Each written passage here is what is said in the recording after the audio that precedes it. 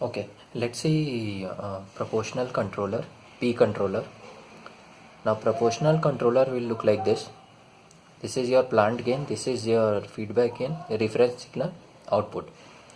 Kp is just a constant. So in proportional controller, the transfer function of the controller will be just a constant, which is called as Kp. So Ps divided by Es is equal to Kp. Okay, Ps is your Laplace transform of actuating signal, which is here, and Es is your Laplace transform of error signal, which is here. Ps divided by Es is equal to just a constant Kp. This is the transfer function of this controller. Or you can say in time domain Pt is proportional to Et. Okay. Now if you can see Pt is proportional to Et, you come here, there is something called proportional band, which is defined as 100 divided by Kp. Okay, which means this band. From 0% to 100% of P, if you increase the E, there will be a proportionality between these two of them. That range is called proportionality band, where you increase the value of E and proportionally P will increase from 0% to 100%. That's how you can imagine proportionality band. Mostly it is asked in proportional controller, what is the proportional band? So you can say 100 by Kp, and you can imagine this picture.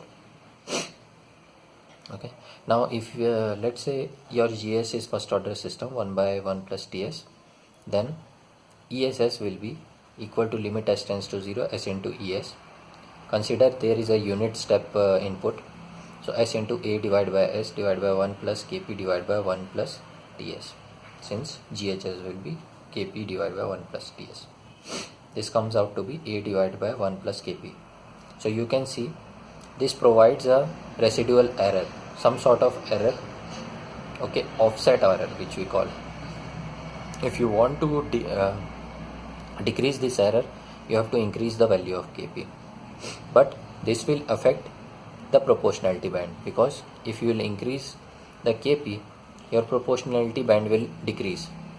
So because Kp is increasing, so it's inverse relation, so proportionality band will decrease, and it will become more close to each other, these 2 points, and it will behave like a on-off switch.